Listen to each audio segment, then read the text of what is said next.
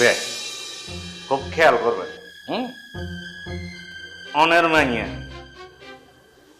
আর বেগনের বউ খারাপ অঞ্চল, খারাপ অঞ্চল। আর আপনার মায়ের কে আপনজন? আমরা। হুম, আপনজনের মঙ্গল আপনজন দেখবে, এটা হলো স্বাভাবিক। হুম, আমি যেটা করতে চাচ্ছি যে সেটা আপনার মেয়ের মঙ্গলের জন্য, কল্যাণের জন্য করতে চাচ্ছি যে। আমার কথা বুঝতে পারছেন? আরে থামান তো, এত বয়ান দেওয়া তো দরকার নেই। কি বলবেন মূল কথাটা বলেন, এত সময় আমার নাই। আরে বলতে আস্তে কথা বলেন না, বলতেছি যে মনে করেন আর বোনে তো এমন বুঝেন না পারি, মানে বুঝাতে পারতেছি না যে আমার বোনের রিনা খান সম্পর্কে। রিনা খান যে খারাপ মানুষ, খারাপ মহিলা, সে যে আমার বাইক নিয়ে আপনার মাইয়া তাদের জীবন নিয়ে খেলা খেলতেছে, যে তাদেরকে পথের বিকারি করতে চাচ্ছে, যে এটার একটা তো প্রতিবাদ করতে হবে। যে কিভাবে প্রতিবাদ করব, পরিস্থিতি কন্ট্রোলে নাই। তাহলে কি করতে হবে? এখন করতে হবে যে আপনার মেয়েকে অফিসে যেতে হবে। অফিসে গিয়ে বসতে হবে যে রিনা খানের বিচরণ, রিনা খান কোথায় যাচ্ছে, কি করতেছে, এটা ফলো করতে হবে। অফিসের কাজকর্ম নিজেদের কন্ট্রোলে আনতে হবে, না হলে এই অফিস কিন্তু কন্ট্রোলের বাইরে চলে যাবে।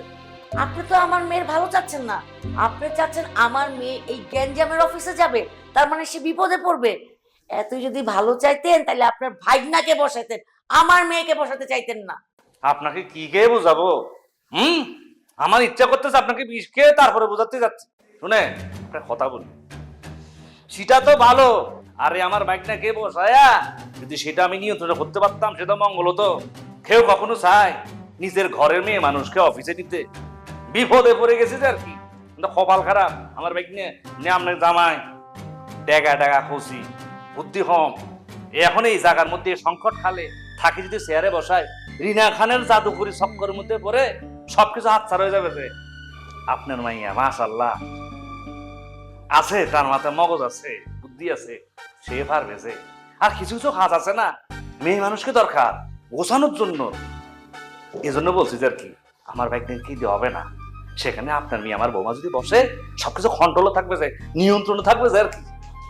হুম, হুম, এই এই আপনি বারবার হু হু করবেন না তো, এই আপনার বদ অভ্যাস আমার মধ্যে চলে আসতেছে।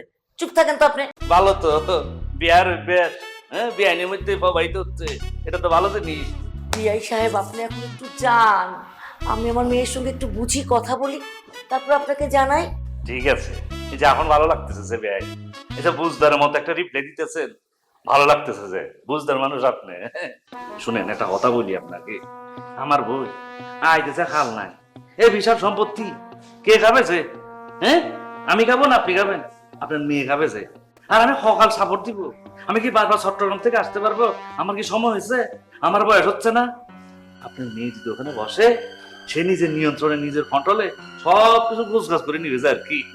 ঠিক আছে, হ্যাঁ, আর কোনো অসুবিধা হলে তো আমি সব সঞ্চল প্রতীক তো আছি পেছন থেকে ব্যাকআপ দেওয়ার জন্য। হ্যাঁ,